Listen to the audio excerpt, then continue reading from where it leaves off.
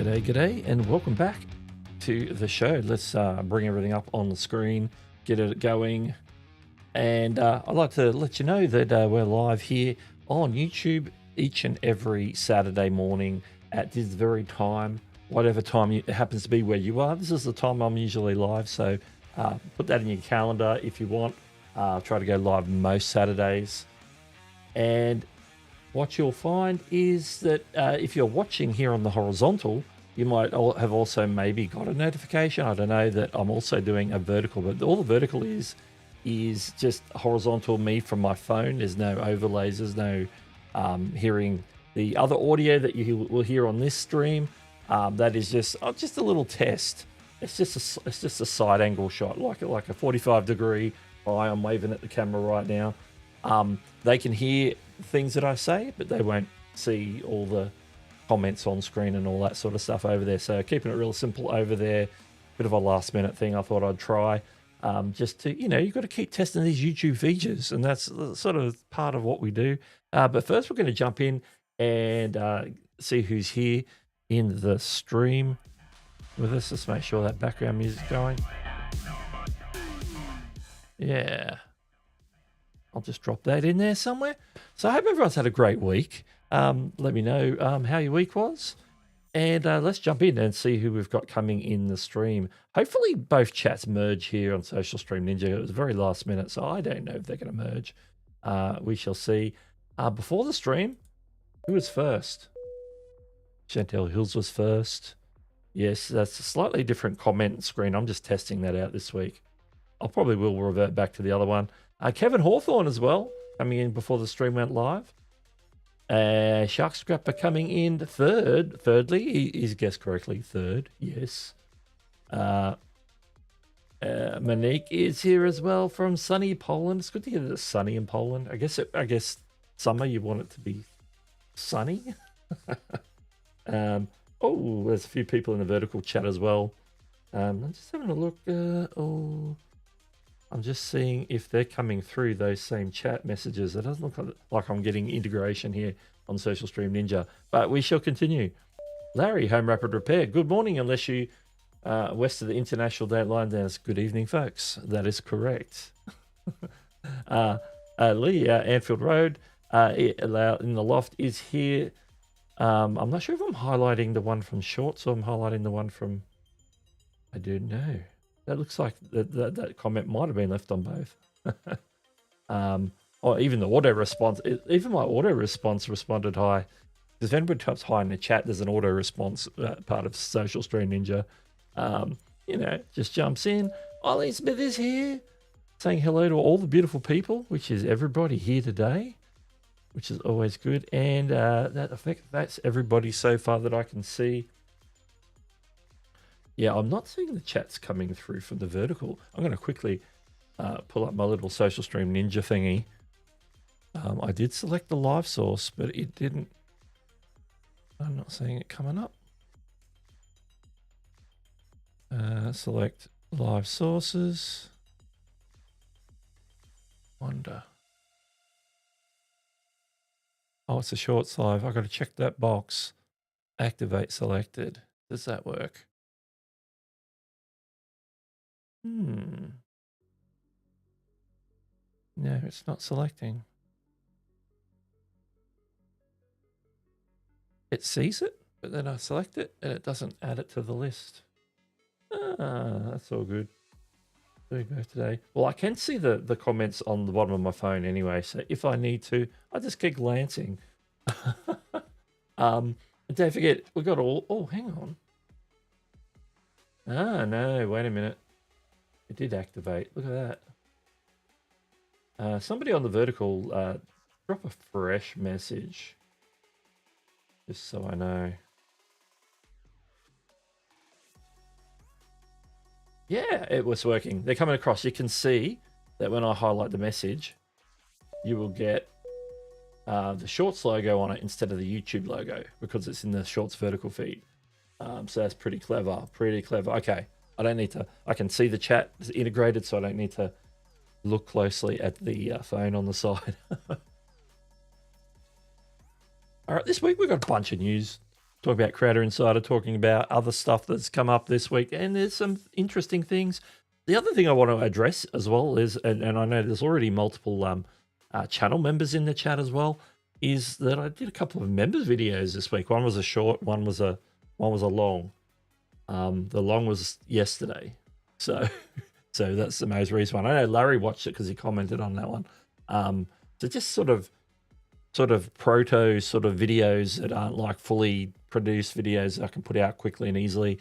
I was thinking of just doing shorts, but I'm thinking I can do the same sort of thing with horizontal, just a short video where I'm not constrained by the 3-minute limit on vertical or the verticalness of the vertical. I actually knocked out the long form one quicker than I knocked out the vertical, because I like highly edited the short and put some stuff in there. It wasn't highly edited, but I had to cut a heap of stuff out. So there's a couple of members things out this week. And if there's any feedback on the type of members content that I'm putting up, and that's going to be in the members only. It's going to be in the members only playlist, which can only be watched by members, I suppose, because it's members only. That's sort of how that membership thing works.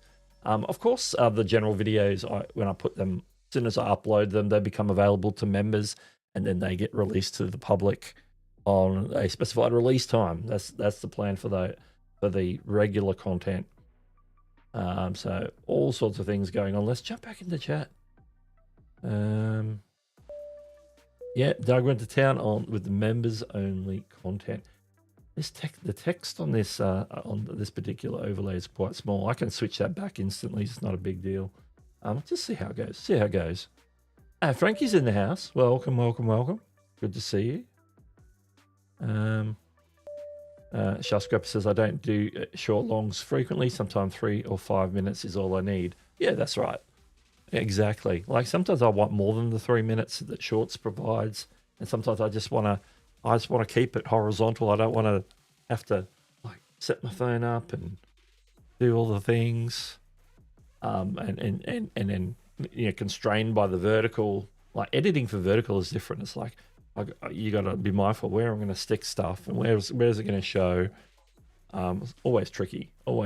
So I like to keep it simple. I keep dabbling with the shorts camera on the old YouTube app as well. All right. Yeah. So today we've got a bit of news to go through. We're going to hit that in a minute. Of course, Nick and Dee will be up at 9 a.m. Eastern today, as usual. Just so you know. And I think we're going to maybe just jump into the news. So let's hit all the buttons. Okay, and then we just kill the BMac QR. Hello, there it is. It didn't want to disappear. All right.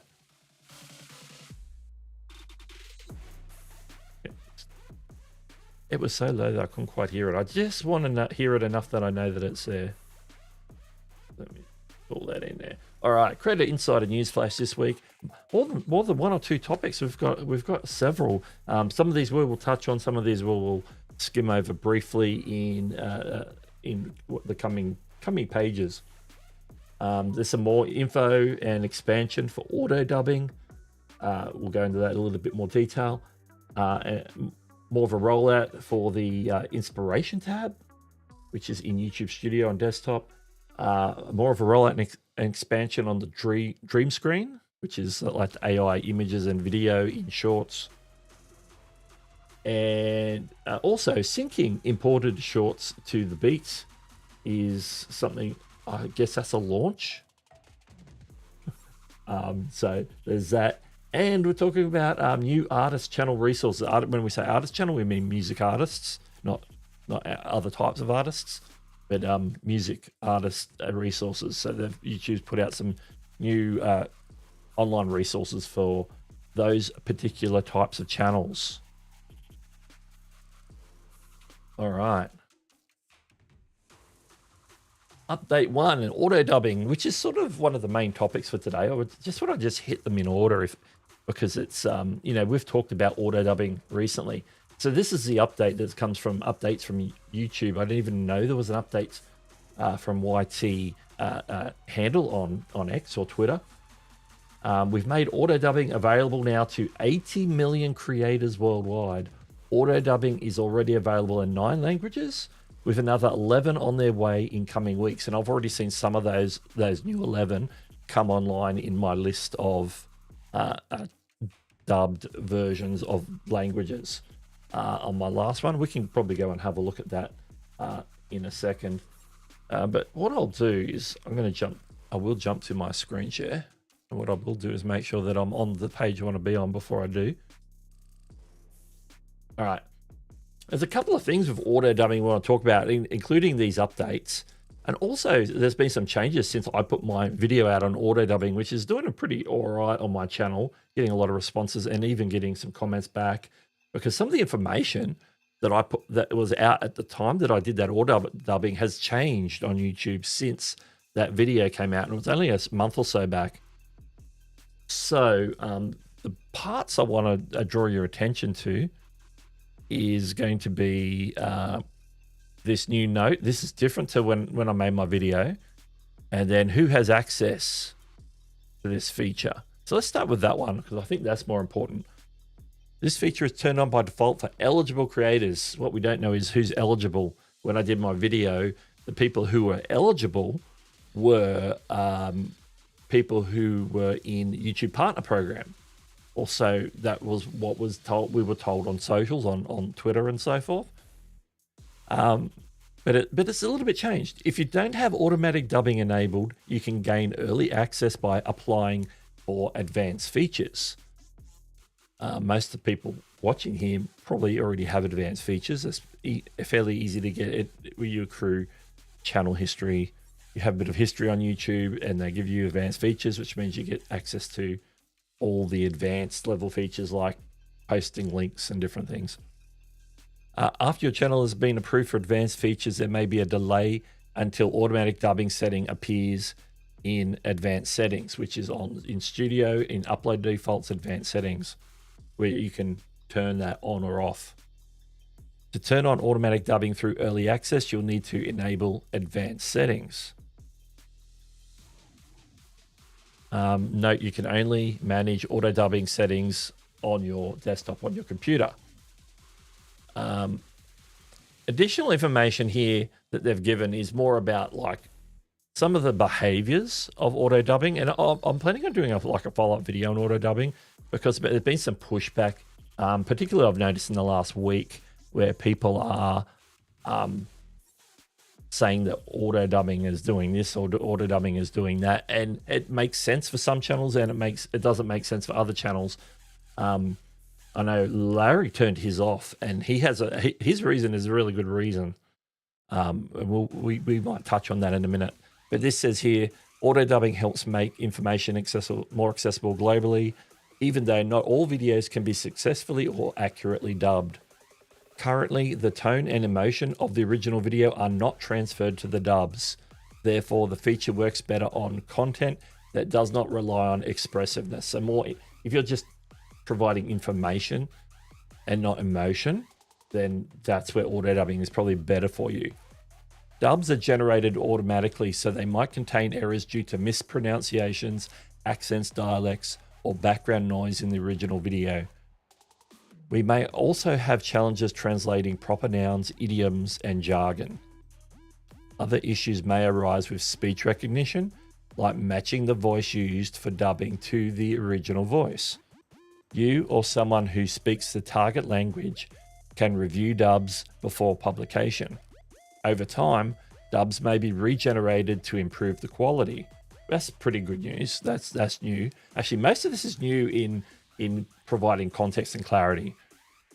To generate more accurate dubs, confirm you have accurately set your original video language to make sure that they know that if you say your video is in English, that it is marked that way. Because if they try and like, okay, we're translating from French, and they go, okay, we want to translate from French to German, but that's reading English, and the English doesn't really, like, what are all these words? They're not all available in French. It's all different. Some of them are the same, some are different.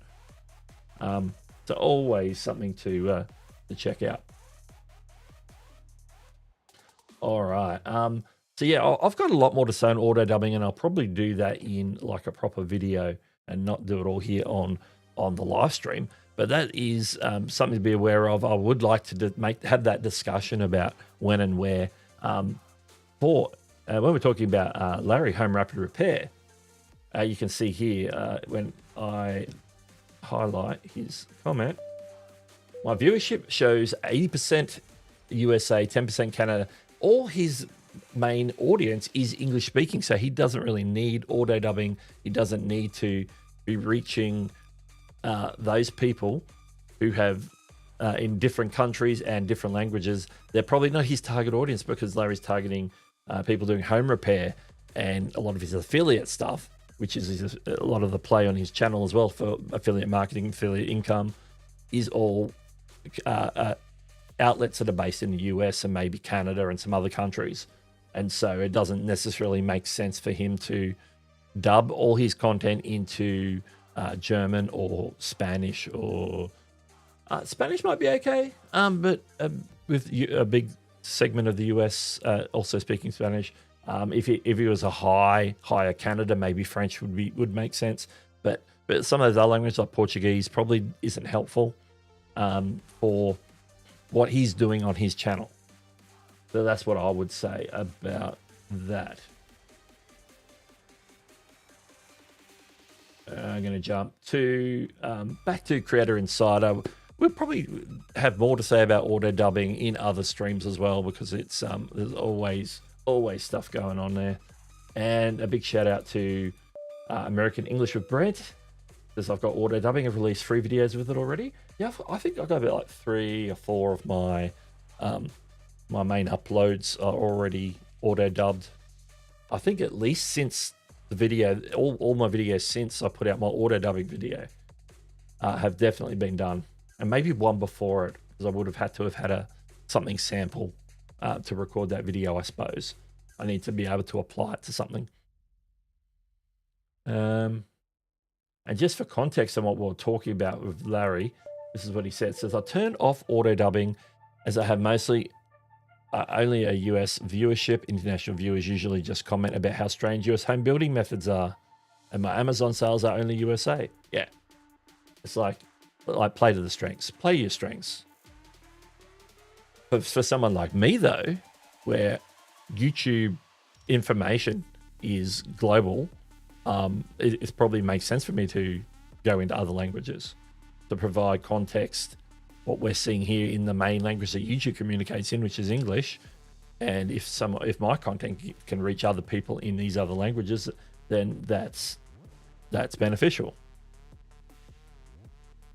Brent also says that Dutch and Korean are 2 of the experimental ones. Yeah, they're 2 of the ones that I saw on my last video as well. Absolutely.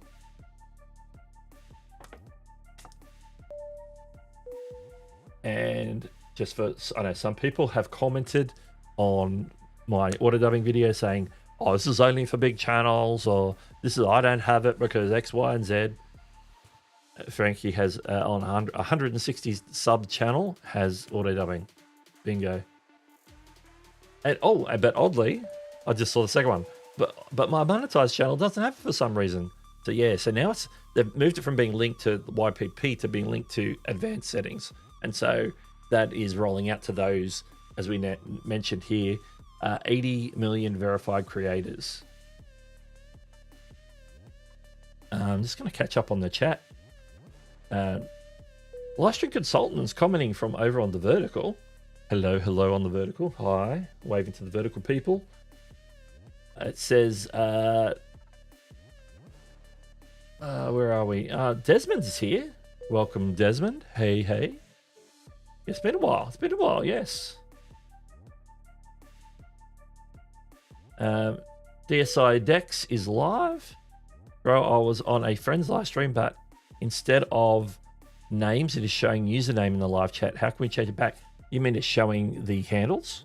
That is odd. I've never seen, like, even on my vertical stream now, I'm seeing channel names. I'm not seeing handles.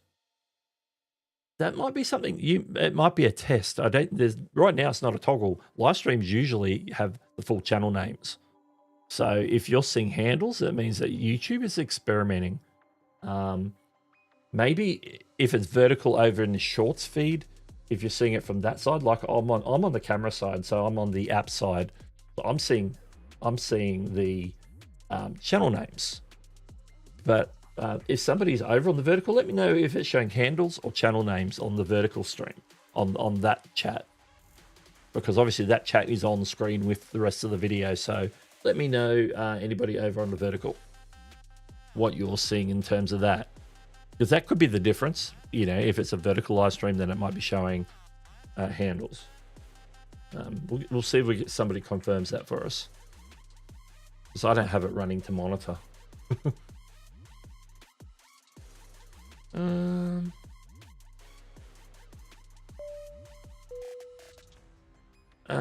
Is it possible for me to listen to an auto dub without checking manual check at all? I would just want to confirm what the voice sounds like. At the moment, what I do is I have everything on manual review, because what I've had a couple of videos where the auto dubbing didn't take properly and it was like blank, and I don't want to like auto approve something that doesn't seem like it's correct. If I check it and it sounds okay, it's a male voice, it seems to be timed with what I'm saying more or less, then I've gone ahead and approved it. Yeah, I don't know any way of doing it without first approving it, because once it's live, you can obviously play the video and flick between the languages. That would be the only other way if it's already auto approved. And then if you have a problem, then you can go in and unpublish it if you realize it. So maybe you could auto approve it, so it automatically goes up, and then check it when it's in the player and check it that way. That'd be the two ways to do it. Check it in the player once it's been applied, and if you notice any issues, just go take out that language in the studio. Or the other method is leave them all manual and just listen and approve them manually one at a time, which is a little bit tedious. But I've chosen to do it that way just because I just want to stay on top of it in terms of that. And so it'll go live with the English, but it won't go live with the foreign until I've come back after it's gone live and just check that the dub's done, because you know it can take them time to do the dubs. My video might be live before the dubs are finished. Okay.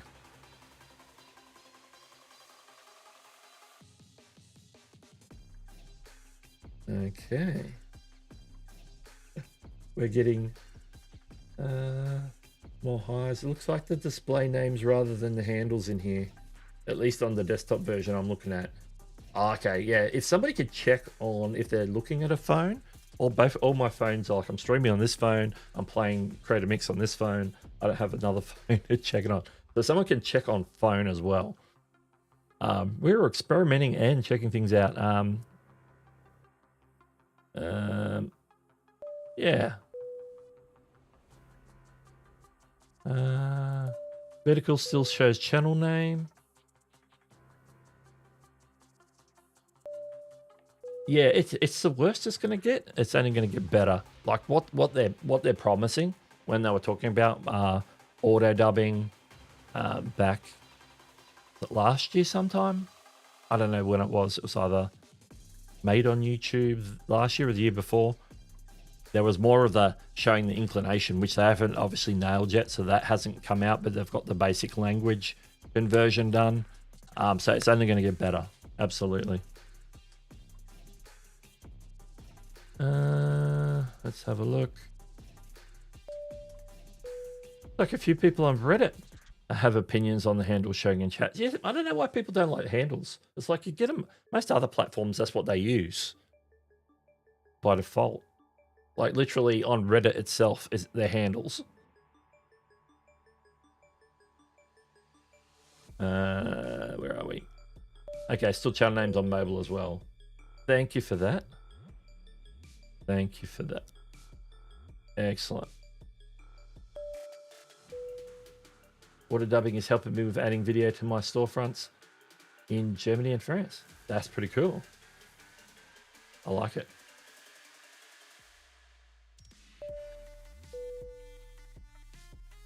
Yeah, exactly. If people just took the default handle, they can go back and make their handle more like similar or the same or similar to their channel name, depending on what their channel name is, of course.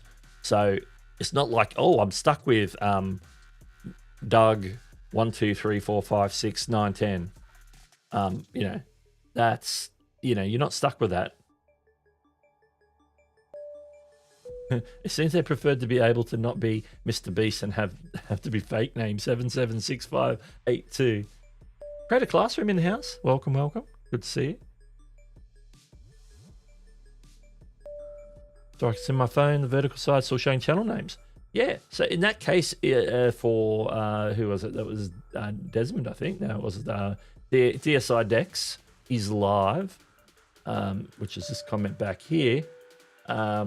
Yeah, I'd say my thought on that is that it's probably YouTube doing an experiment and you're part of the experiment. So right now, there isn't a way to change that.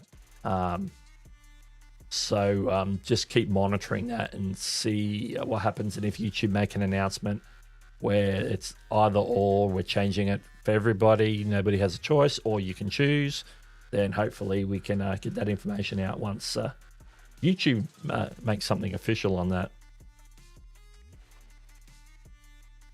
All right, back to the news. On screen is just a little bit of a summary. We've already talked about the auto dubbing there. Inspiration tab, which we're not going into any more detail on, but there was a whole video on the Creator Insider channel this week. It was actually, I think, early in the week. It was before, I think it must have been Monday, because it was before Tuesday. It was before the Creator Insider news flash video.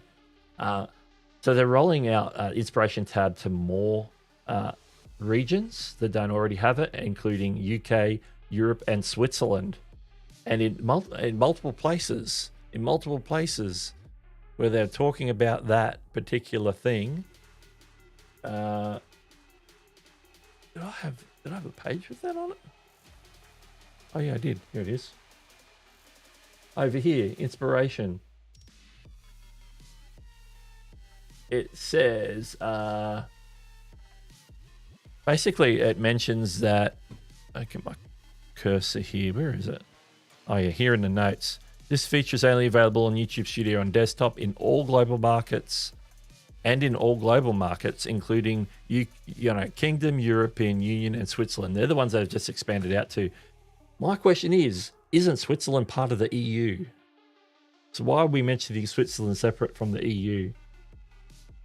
Because the EU is a group of countries who are in the European Union. Obviously, the UK isn't part of that anymore. But isn't Switzerland, or did Switzerland pull out as well? I don't know. Somebody in Europe tell me. Anyway, so this is like the inspiration tab. You get some, you can get some brainstorming things that you can do with like an AI interface. You can brainstorm hooks and titles and different things over there in the inspiration tab. So it's pretty cool, worth checking out. I've listed a lot of third-party tools that do similar things. All right. I want to jump back to that recap. Also, Dream Screen, which we're not going to talk further about either. YouTube's text-to-video AI tool goes live in the UK with a wider rollout planned. Now, Dream Screen was already in US, Canada, Australia, and New Zealand, but now it's in the UK. So slowly going out to more countries. And also, the last one that was on the Creator Insider list today was syncing to the beat, which is when you import images and stuff into shorts that you can sync it to like a music tempo that, you know, makes some interesting short based around music. So that's what that is. All right. Hello on the vertical. If you're in the vertical live stream feed, my name is Doug, and we're here talking about YouTube news and going through some of the news from the past week, new features, feature announcements, expansions, other tidbits that we come across as well. Okay, now this one specifically was one of the ones on the Creator Insider list. Is they published new resources for artists. And when we talk about artists, we're talking about music artists, people who have official music channels. This is what it sort of looks like. Actually, we'll go through this first. It's providing guides to cover short strategy, fan base growth, and using analytics. It's a clear play to stay ahead of TikTok. In music, YouTube's music industry ties are getting a refresh. That's sort of like the main notes on that. So if we have a quick look over on the screen share, this is the new landing page for YouTube for artists. This is the artist resource page, and they have things where you can go in and learn how to optimize your channel, how to build your OAC, which means official artist channel. So if you're a music artist and you have an OAC, you have a different set of features for your YouTube channel. There's some normal YouTube channel stuff that you don't have, and there's some special stuff that you have that normal channels don't have. There's a section on growing audience for artists, doing shorts and analytics, like it was mentioned, giving you tips for releasing new tracks, how to do it, pre-release strategy, a release day strategy, post-release strategy. So just a bit of a strategy specifically for music channels, how to read your analytics and all that sort of stuff. So that's the new resource that they've put out for music channels. I'm just going to jump back to the full view for a second. Jump back into the chat, and then we'll jump back to the news. There's more points. There's more news. Channel names can be copied, but exact handles cannot be copied. That's right. Handles are unique and original. There's no two that are the same.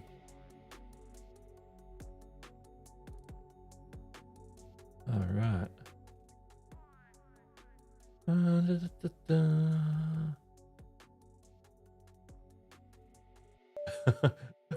That's fair, because maybe I don't need the quizzing either.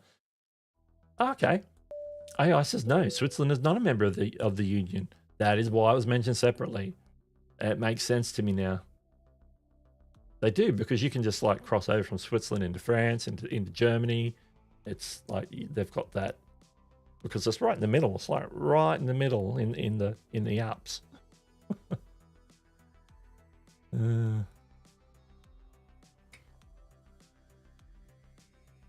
All right. All right, where are we up to? The next one. Okay, so the video this week that came out wasn't on the inspiration tab. I was wrong. It was about advanced mode analytics. I'm getting my videos mixed up. There was a video they put out a while ago on the inspiration tab. It was like 6-7 months ago. This is the one that came out this week. The advanced mode analytics. The video this week outlines the updates being rolled out for advanced mode analytics in YouTube Studio on desktop. I'll give you a quick summary of what they talked about. YouTube redesigned analytics. Redesign analytics adds a sidebar for faster filtering and metric customization. I've actually seen this in the wild, so this is pretty good. I know a channel that already has it. Smart search features let you sort by title, video length, or publish date. New tools include 24-hour performance views and top moments heat maps. You can save report layouts for one-click access. So you can build a report that you like to reuse, save it, come back and then apply it to what's currently happening on your channel. So you can keep, you don't have to keep like reselecting. How did I set up that particular report that I was looking for? How do I, subscribers lost and doing this and doing that. But here you can set it up, get the results you want, save that as a template, so you can just apply that next time you come in without having to like reset it every time, which is really good. You can compare content types, revenue sources, audience demographics with built-in visual comparison tools, which the old version has as well. But they've given it a refresh. So that's pretty cool. So make sure once that's rolling out, that you get a hold of that. I don't recall what the time frame on that is, but you might start seeing that change in your studio when you go into advanced mode. All right. Next. Big news in the YouTube live streaming. The minimum age for live streaming on YouTube is going up from 13 to 16 starting July 22nd. So vidIQ, I first saw talk about this, but there's also, let's go over here. A little bit more information here. Teens aged 13 to 15 will now need to visibly be present with an adult or face the possibility of being taken down, having a stream taken down. Live chats, features, and channels could be nuked for violations. Obviously, if you are a repeat violator and it becomes like a community guideline strike, you could lose your channel for repeatedly streaming if you are underage. If you are underage, but you are being accompanied by an adult, they might still limit like live chats and stuff, limit features that you have because you're technically like a underage in terms of live streaming. YouTube will also block repeat rule breakers from streaming on other accounts. So they'll be looking to take the live streaming privileges away from younger creators who break the rules. Creators can still stream if an adult is added as a manager, but YouTube hasn't explained why the rules are tightening at this point in time. And that is true. They have not gone into this. There's actually an article. Let's go to the screen share again. Article. This is Engadget talks about YouTube will increase the minimum age for live streaming to 16. In a message uploaded to the YouTube help support page, which we're going to look at in a second, this is basically recaps what we just read anyway. Creators under the age of 16 who want to continue live streaming will be able to grant an adult access to their channel as an editor, manager, or owner, which allows them to start a stream from the account linked to their channel. So there'll be some sort of linking there where that live stream has to be authorized by a parent or guardian, basically is what they're saying. They'll have to be visibly present and clearly just as much as part of the live stream. So they have to like the parent or guardian has to appear on camera while they're live streaming. So if there's a kid that wants to game, they're going to have to talk one of their parents into sit next to them while they're live streaming so that they can be seen that they're being supervised.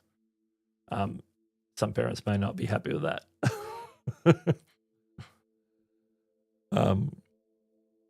They said they've reached out to YouTube for more details as the post doesn't offer an explanation as to why, which is sort of what Matt said. But here's the announcement here on the help page. As of the 22nd of July, we are increasing the minimum age required to live stream to 16 years old. This means that creators will need to be 16 or older to be able to live stream on YouTube. Additionally, live streamers featuring 13 to 15-year-olds who are not visibly accompanied by an adult may have their live chat disabled, and the account may temporarily lose access to live chat or other features. Please know that in the future, we plan to take down these live streams and the account may temporarily lose its ability to live stream. So initially, there'll be sanctions on their live chat, but down the road, their intention is to actually remove those channels from actually having the ability to live stream altogether. So if you are between 13 and 15, then you'll be looking for that adult. I don't know what happens currently for people under 13, I should say, but I think there was already the rule in place where they need to have a parent supervising, visibly seen on camera, so they know that they're there, monitoring the chat and so forth, because they want to know that the kid's being generally supervised for being responsible, but then make sure that there's nothing crazy going on in the chat or somebody trying to take advantage of their child whilst the live stream's on via the chat. I think that is the gist of what YouTube's looking to do. We don't have any more information for now, but if that comes through, we'll touch on that a little bit deeper. Okay, we've got a couple more things. I think that was one of the big ones for this week. Just a little article that came through. Matt Navarro was talking about YouTube zeroes in on subscriptions. We're not talking about subscribers. We're talking about subscriptions like YouTube Premium, YouTube music subscriptions, different things like that. YouTube is shifting serious focus to its $15 billion plus subscription business, including music premium and YouTube TV. Of course, in the US, YouTube TV is a big thing as well. Executives believe subscriptions will outpace ad growth, which hit $36.1 billion last year. So right now, ads ad income is high for YouTube, but at some point they believe that maybe subscriptions will overtake ad income. Over 120 million now subscribe to music and premium, up 25% year on year. So obviously up 25% this year on last year, and so forth. It seems to go up a big chunk every year. The subscription growth brings trade-offs. YouTube must split revenue with creators. We know that creators get a split of the YouTube Premium. People who get like the music or YouTube Premium that includes music, obviously that also gets shared with the artists on the music side of things. And they also need to be able to convince users to pay for a platform they've long used for free. So like people are trying to convince people to come to that instead of, for the ad-free experience, rather than, staying with the free content with the ads. And the other thing is obviously people who are running ad blockers, to encourage them to use premium and to pay for the service rather than trying to evade ads and not pay anything, which is a lose-lose for YouTube, lose-lose for creators, a lose-lose for music artists if they can basically get the content for free and bypass the ads, which sort of offset the ability to make it free in the first place. You can't have your cake and eat it too on YouTube. And just let everybody know, over on the vertical feed, we're talking about YouTube news, some announcements and stuff this week. We've got a few more to go through, and then at the end we'll just open it up for Q&A. But people can ask questions throughout the show. If you've got a question, put a Q in front of it in the chat. And before I hit the last one, I'm just going to go back to the main screen. I want to jump back into the chat for a bit.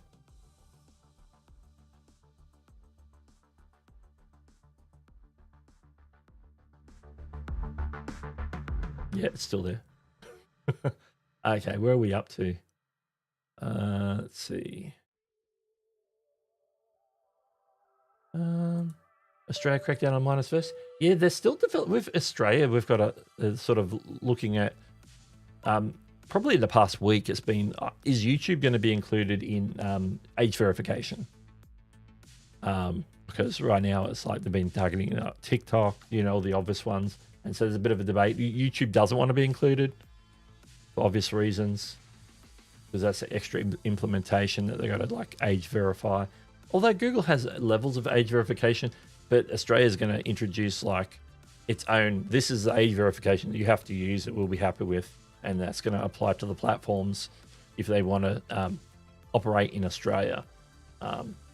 Basically, to make sure that underage people aren't getting access to content that is inappropriate for them. And some of that is just making sure children under a certain age just don't have access to those platforms at all. And so that's the route we're going here in Australia in regards to minors. And I think I can't remember if it's 13 or 16. Chantel might know because I can't remember. Australia's trying to remove YouTube. Yeah, Chantel's been talking about it in the chat already. There it is. And good afternoon. Live on YouTube 1 over on the vertical feed. Welcome. Not seen this view for a long time. I kind of think it's smart to increase. Yeah, I don't mind 16. I think even 16, like there is a certain level of immaturity, even, under 16 definitely, and even probably, up to 18 even, in different things. People that when you're younger, you don't sort of always contextually thinking about privacy, protecting yourself online, all that sort of stuff. It's like, hey, I'm online and I'm playing a game. It's usually a lot of kids are streaming gaming, and that's their primary thing they're streaming. There's probably other things that they do as well online, but when it comes to streaming, it's probably mostly gaming. So it's all about the game for them, and maybe having an audience. That is probably true. That is probably true.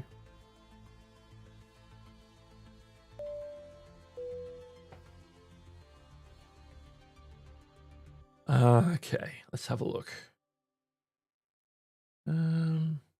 Trying to find if there's questions or comments directly relating to what we're talking about. And there's a whole conversation about taking breaks and things, and you know, don't want to burn yourselves out. That's for sure. Taking time off. Yeah, they're going for 16. I thought it might have been 16. SMA Skies just popped in. Hello, hello. Welcome to the stream. All right. Don't forget, if you got questions or comments or anything, particularly if it's a question, put a Q in front of it in the chat. It can be in either chat, whether you're on the vertical stream or the horizontal stream, high vertical people. We've got.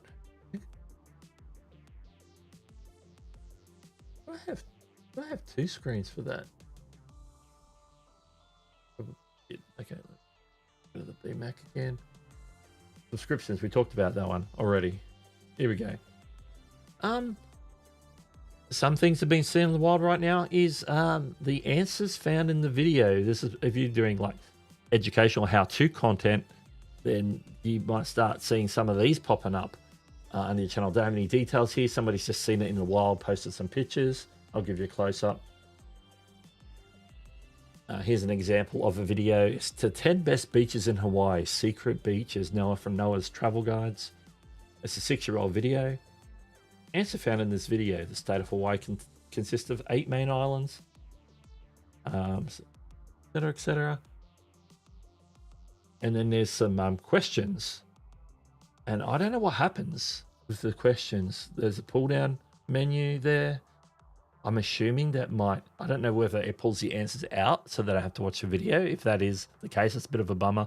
But if it links to the point in the video where to get that answer, then I think it might be a good thing. It's not real clear as to what's going on so far, but this has just been noticed in the wild. I know they've talked about this sort of experiment before on YouTube. So right now, I think it's just an experiment still. So it's interesting to see somebody has picked it up in the wild on a 6-year-old video, mind you. So, you know, YouTube are testing this out. So if you've seen it in the wild, let me know. Obviously, maybe testing it with certain groups of people or certain groups of viewers. Maybe it's not based on channel, but based on viewers and the fact that the video is some sort of how-to or informational piece of content. But yeah, I don't know what your thoughts are on that.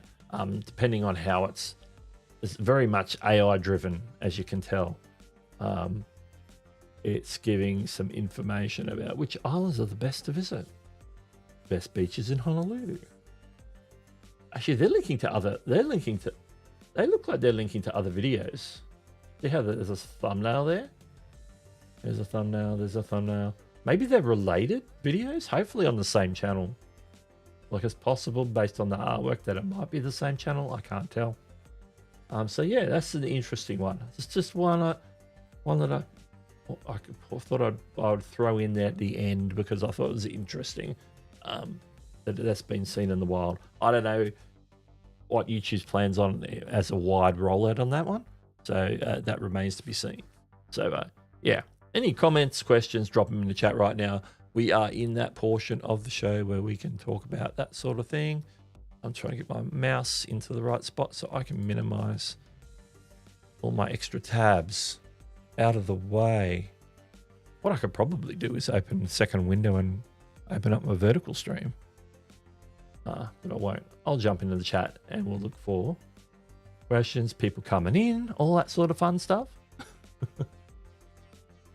And what's everybody's thoughts on the graphic? I think the text is a little small.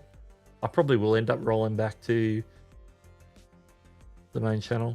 Just to show you what it looks like.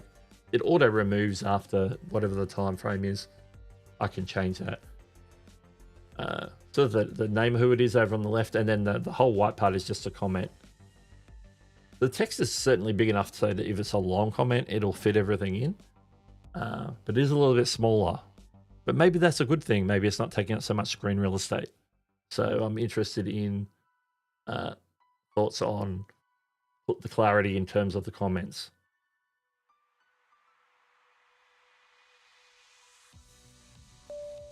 Yes, it remains to be seen as to if I click into some of those answers, is that going to take me to a place in the comments, so AKA like a timestamp? If that's the case, then I'm like, okay, it's sort of qualifying that the thing that they're looking for is in the video, and then they might actually watch the video. So I'm hoping that's the case, rather than, oh, here's all the answers from the video, you don't need to watch the video. Because that would be detrimental to YouTube as well, so I don't know why they would do that.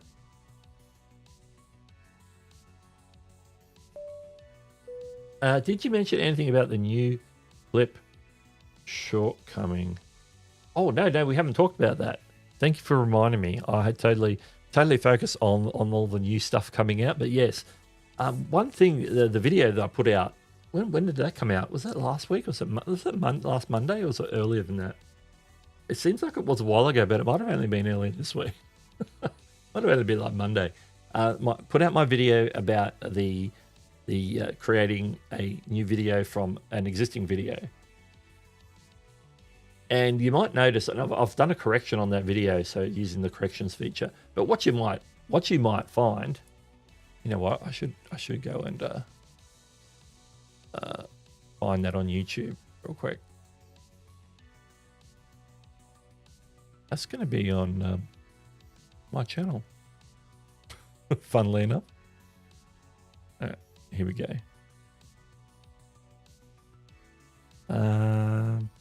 Oh yeah, it was Monday, because it was 4 days. It says 4 days ago. Let me open that up into the view page. All right, let's go to screen share. Let's do this. Let's talk about this in context. Okay, I gotta get past the ads. And then you have to upload that back to YouTube. No, that's not an ad. That's me. Okay, let's find the part in the video through.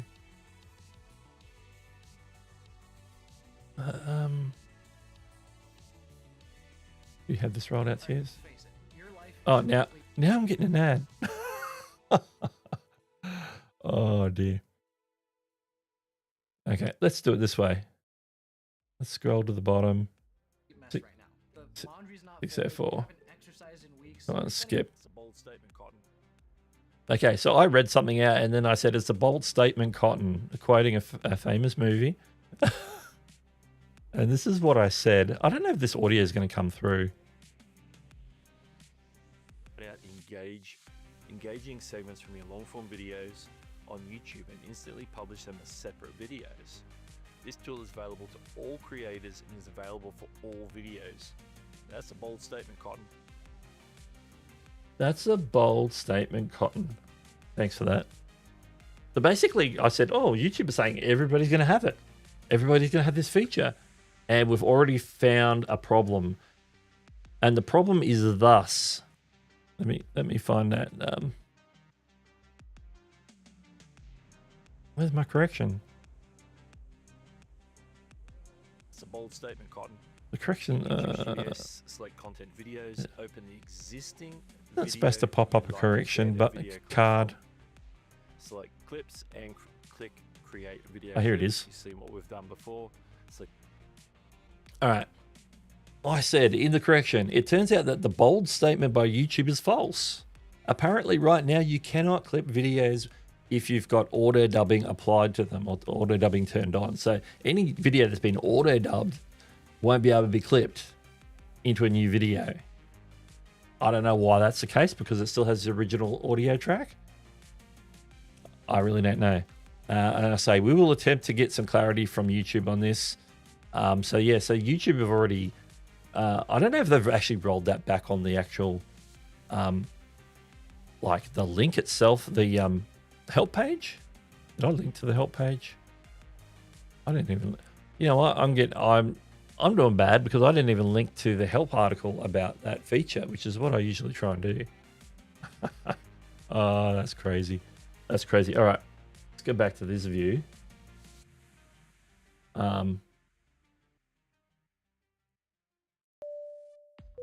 It gives me more airline vibes with the sound and the colors and style.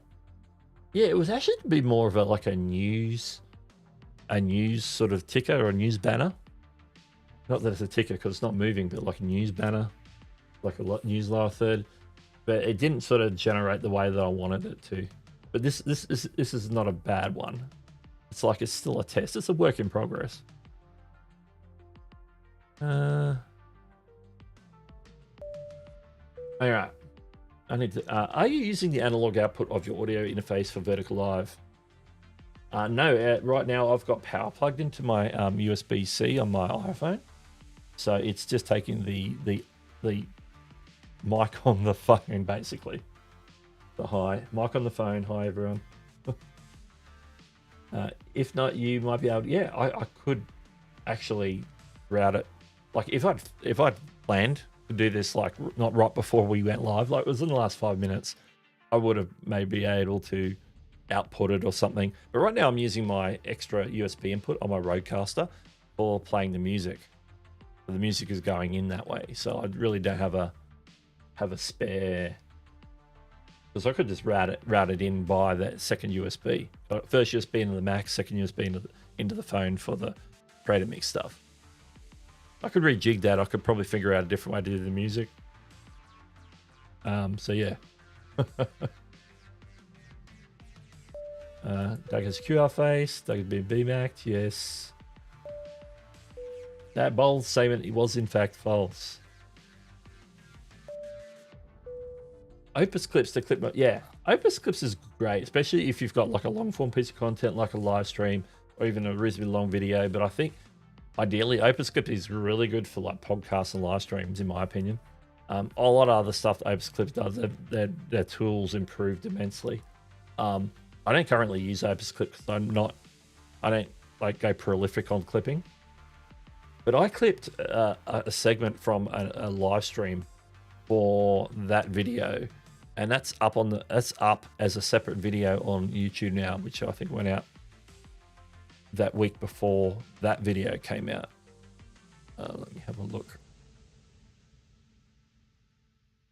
Gosh, that's not the way to go back to my channel. That is not the way to do it. I went the long way. So yeah. And I think Autodub is automatically turned on because I've never turned that feature on. Yeah, in that news section that we read a little bit earlier in the stream, I think it was before you came in, it did say about it rolling out to 80 million creators, and that it would automatically be on. But if you don't have it, make sure you've activated advanced features, and it'll get turned on for you, which is really weird because I think most people in those 80 million, it should be 80 million people should be the people who have advanced features, I would imagine. Yeah, it feels airporty. It does as well, yeah. I would give you that. Yeah, I you know what it is? It's having different workflows, whereas sometimes I'll use Trello and have everything sort of mapped out in there. Sometimes I'll do it in Notes if I'm on a different computer and I don't have my Trello handy, because I do my Trello on, this is my main rig where I do most of my editing. But if I'm editing on my laptop, I don't have Trello, so I just do it in Notes. And sometimes I'm using third-party tools like Creative Fuel or Tube Spanner and different things, and I've got stuff recorded in there. And so I'm pulling it from different places where I've recorded it. And sometimes I forget to note the links to the articles that I'm referring to. And if I don't put them in somewhere, then they don't get added to the description. Because I usually like have the description part, but then I have the extra links as a separate thing that I add, like I add chapters and add different things. I usually get pretty good on the chapters and other things, but yeah, the links I've sort of dropped the ball on, at least in that video anyway. All right, jumping back in. Easy way to get around that issue with auto dubbing is to local record your video and clip it outside of YouTube. Yeah. You'd have to use a third-party tool. The cool thing about the tool that I showed off in that video, which is new and YouTube haven't sort of talked about it yet, but there is information there about it, is that you can do it all on platform. You don't have to like go out and muck around. But it is very simple right now. It is like which section where do you want to start? Where do you want to import, outpoint? If you want to add an intro and an outro, and then that's it. But it looks like they're gonna build that up so you can actually like edit and cut like pieces out and then put them together. So it's like going through and saying, I want this bit, this bit, this bit, put them together. So hopefully they'll do that and actually like be able to convert it to vertical for live streaming. Obviously, it's a manual process. They're not looking, I don't know if they're planning on applying AI to it to make it like an Opus Clip type tool. I don't know. We'll see.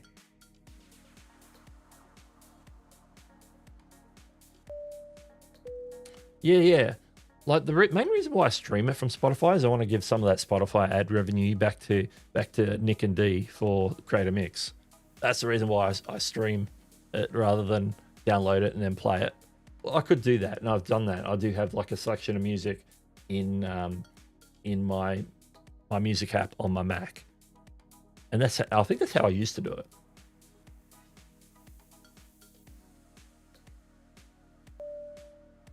Yeah, it does make sense. So yeah, I don't know if I want to do vertical. I just at the last minute I just want to put it out there. I want to put out the vertical stream for the people because this news, it might be beneficial to people who may not see my content and might discover it right here. And I just got the 30-minute alert. Yes, Nimmin Live, 30 minutes from now. But that's the thing. If there was a new feature isn't allowing auto dubbing, then why? Yeah, especially when it says it's available for every video or every channel, every video. Because that's a bold statement. I've never heard him say everybody can do it. And it's like, what? So we shall see. We shall see.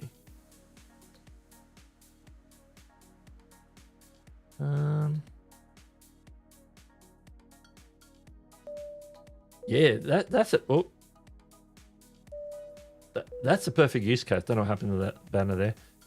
Example: if I had a video talking about 7 favorite features in Canva and wanted to focus on one of them, I could clip that one bit and add a new intro and ending. Yeah, it's like it's a clip repurposing of your longer content to make it bite-sized and digestible for other people who maybe don't want to watch all 7. They just want to watch the one about the one they're interested in, if you know what I mean.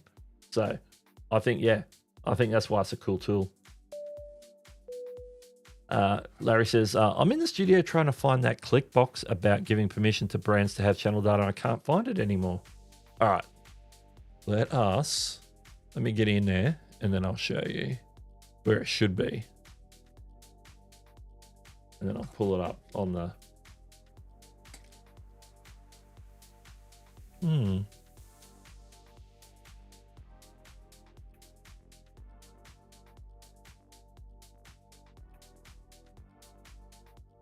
Okay, so if you go into, you're in studio and you click on settings. So we're in settings now. I believe it's channel, advanced settings. And it should be right below audience, like where you set your channel level for made for kids. Right underneath it, channel insight sharing. And it's above Google Ads linking. So it's channel advanced features. So it's not upload defaults advanced features, it's channel advanced features. That's the one there. And I've checked the box for that. That's the video members. That's the video that I dropped yesterday. So if anybody's wondering what I'm talking about, that's the video that I dropped yesterday where I sort of shared a little bit about it. I got more to look into. I may end up coming back and making a full video on it. Once I learn a little bit more, read through any of the documentation. I've had a brief look at the documentation, but nothing that sort of stands out and jumps in. And that is my mouse. That is my mouse. Thank you for the super chat. And Larry, Home Wrapper Repair dropped the... Oh, there's a problem with that banner. It doesn't bring up the message. The $10 super chat, it says, thank you. Now I see it. There it is. Yeah. We've got so many settings now. We're getting lost in the settings. You know what? The fact that they did that, and I can't, and plus this version, I can't make it disappear. I have to wait for it to auto disappear. So what I'm going to do is right now, I'm going to do this instead. Old school. There we go. Now we can see the message and everything. Appreciate the super chat as well, by the way. And I'm glad we can clarify where that was.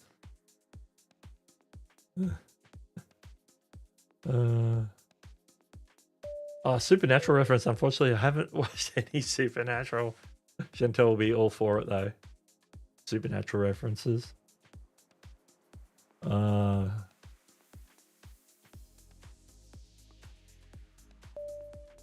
That's another good way to do it. Dropping them some cash in the Creator Mix Ko-Fi. I know Dee's been doing some updates to the interface recently. I've been seeing some new pages and extra things popping up, including the Ko-Fi encouragement. Because yeah, I think they should make it optional because it's free. Allow people to support that way if you know, because the slow burn is the Spotify revenue, the Apple Music revenue. You know, that's like fractions of a penny per play per song. It's you know, you got to get a bit of volume to make a bit of money. You know, so having that Ko-Fi option, I think, is a great idea.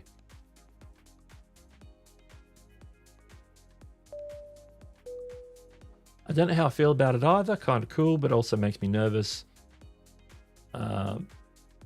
They allows advertisers, brands, and third-party platforms. I think it's if it can attract more brands to your channel, or somebody who may not notice or know enough about you to take a risk and then look at your stats and go, oh, that's interesting. The demographic they're reaching is perfect for our audience. So maybe we can either target advertising directly to your channel, so like higher RPM, CPM on the ads that are playing on that, because if they're targeting you specifically, that costs them more money to do, and it's a higher RPM. Also, brand deals. They could approach you with brand deals, some shopping. If you have in shopping affiliate program, then they could approach you to promote a product, which then you could also promote it, get paid for that, and earn some ad revenue as well through affiliate links, the YouTube shopping affiliate program, which generally pays better than Amazon, so I'm told.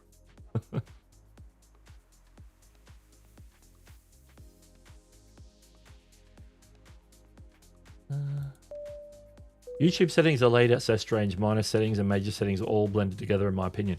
Yeah, it's like, okay, we've got to add it in here somewhere. Where are we going to slot it in between? And there's nothing's really making sense. They just sort of where the best fit is, I suppose, for whoever's tasked with slotting in that particular thing. I just realized my screen share was still up.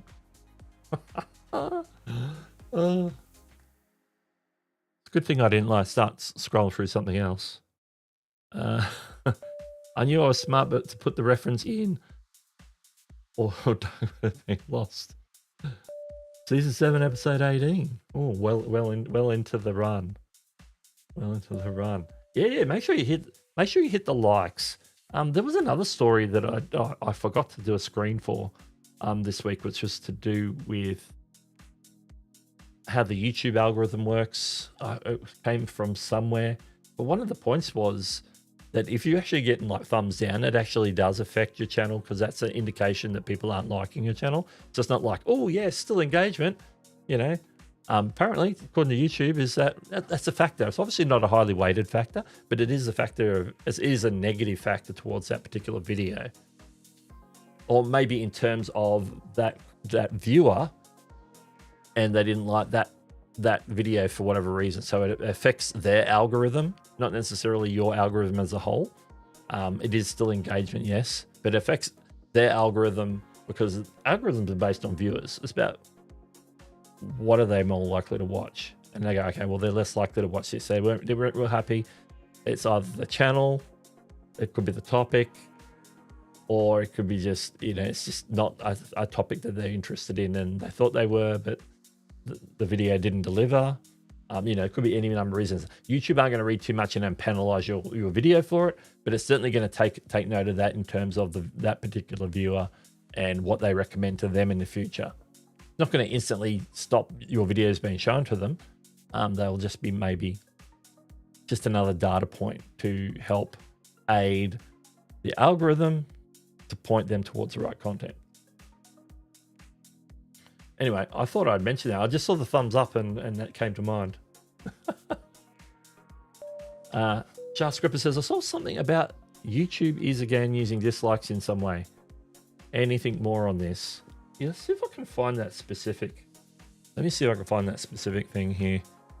And then while I'm doing that, do you know what time it is?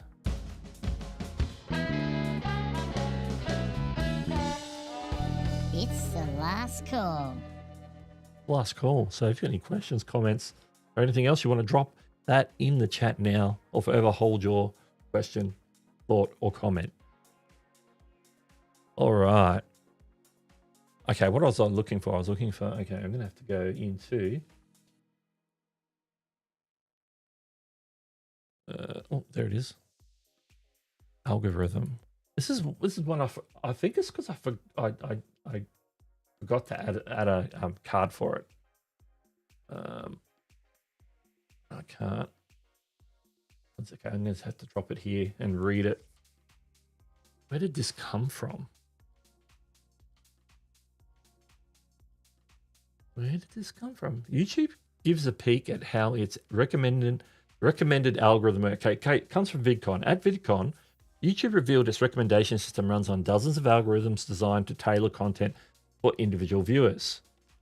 If we've ever heard Todd and Renee talk about this, we sort of know where this is going. The platform doesn't push videos out broadly. It finds what suits each user based on behavior, timing, format, and openness to new channels. Specialist teams fine-tune for shorts, live streams, and commerce, which is like shopping type things. I'm not sure how that relates to how commerce relates to algorithm there. But there's many algorithms on YouTube. And then it's at the bottom of this post, it says dislikes hurt performance. So they do factor into the video performance. They signal a bad user experience, not engagement. So a thumbs down or a dislike is to YouTube. They see it as like it's just a signal to them that there's something about this video that person who's watching it didn't like. It's not engagement. So it's like, well, if you get a bunch of those and you've got a bunch of those, then, you know, it's all engagement. So, you know, yay, pat yourself on the back. People are responding. Because when you think about like comments as engagement as well, it's like they can't really gauge unless they're using AI to like gauge sentiment. They can't gauge if a comment like volume wise, if the comment's working, if people are being positive, if people are hating on the video, if people have questions or concerns, or if people are really saying thank you for such a great video. This answered all my questions. The number of all the base level AI is seeing, or the base level algorithm is seeing numbers of comments, but for them to be contextual, they have to be able to read and understand the sentiment of each comment. And that's probably a bigger part of something they might move into in the future. But I don't think that those things like comments, likes, and dislikes are as highly ranked in terms of how a video is going to perform compared to like the title and the topic and the thumbnail, the description, and some of the extra metadata there. That sort of gives context to what the video is about, so YouTube knows exactly what it's about. The chapters and the transcript is the word I'm looking for, which is sort of related to the chapters. Chapters are a little bit like a video summary, but then there's the transcript, which is what was said in the video. All of that has a higher weight in terms of how people are responding. And then obviously there's the response stuff, which obviously is the higher stuff. It's like click-through rate and and the impressions, how people are responding to that, how many people are viewing it, are they audience retention, are people watching all the way through the video, are they watching first 30 seconds and clicking away. Those signals tell YouTube a whole lot more than the dislike counts. And obviously those can be manipulated, the likes and the dislikes and the comments to a certain extent. So they're not weighted as highly. But if the AI can, this is just a thought that I had right like just now. If the AI can figure the sentiment of the comments, then that would be a factor. It might be a better factor of satisfaction or dissatisfaction, which is an important metric for YouTube. So So in terms of more information, I don't have a link to an article from here. Or do I? Or do I? I think it's in my, I think it's on my phone, which I am streaming from right now. And speaking of streaming, we're going to need to wrap things up. We are in the last call. But yeah, I've had my piece on that. If I find out more information, I'll definitely like share it over the live stream, make a dedicated video, anything else that sort of can jump in and sort of address Shark Scrapper's question a little bit further. I will dive in between streams. No, so Instagram is taking down arrow on comments where it looks so you can downvote a comment. Oh, okay. Yes. So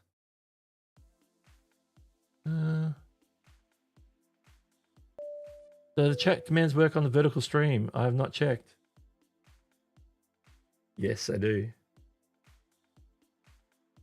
They do, but they'll bring if it's the GIFs, it'll activate them on the horizontal stream. So yeah, I can see the Bmax coming up because it'll just drop that in the chat and it'll happen globally. So if you're getting like the Bmax because it's a link, it's just a post in the what am I trying to say? I just went to click on my virtual Steam Deck with my finger. I got to click on it with my mouse. Oh dear. And a big shout out to the mods today because without the mods, you can't live stream effectively. So big shout out to the mods. Where am I? Oh, I'm getting lost in the chat now. Hate engagement is still good for a video's performance, but can harm a creator's long-term reputation and trust.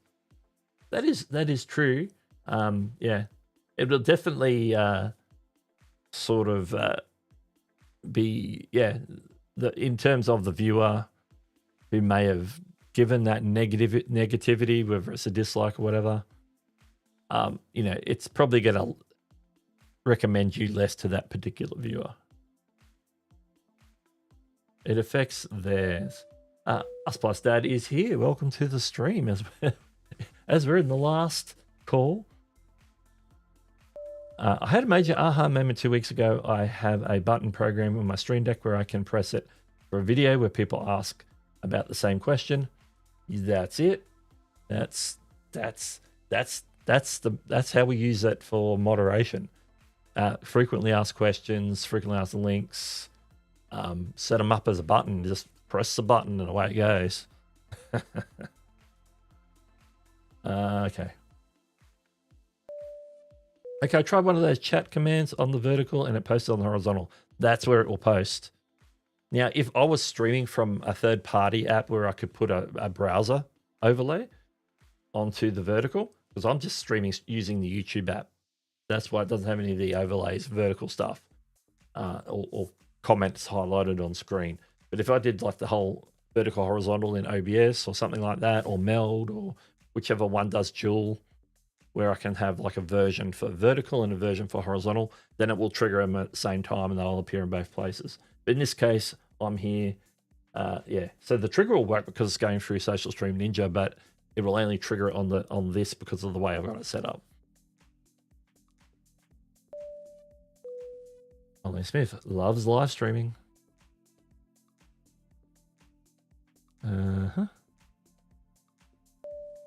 Absolutely. Yeah, we did wrap things up. And speaking of Nick, let's have a look there. And coming up today, Niman Live, 9 a.m. Eastern. And I'll be back right here at the same time next week for YouTube Creator News, talking about whatever the new feature is or announcement, something new that YouTube is telling us about, new piece of information that I could discover.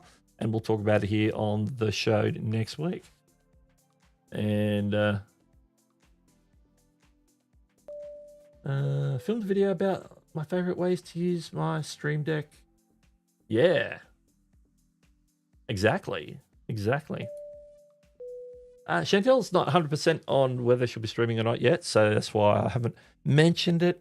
But, what I would do is be on the lookout for that announcement. So it's 50-50. It's 50-50. So yeah, just keep the antennas up, as they say. You know, pick up the transmission. All right. Let's bring it all back in. And want to thank everybody for joining me today on the show. 9 minutes till Niman Live. Yeah, I'm always pushing the envelope on this show, aren't I? My apologies to Chantel in advance. But make sure you go and reset. You'll automatically end up on Nick's as soon as we're done here. It'll throw everybody in the chat over to Nick's pre-show chat. Make sure you drop, if you've got a question for Nick or D, drop it in his question form, which is be on his description. That's how it works. That's how it works. All right. Thank you all. And I will see you next week on the show. And I'll see you over on Nick's chat as well.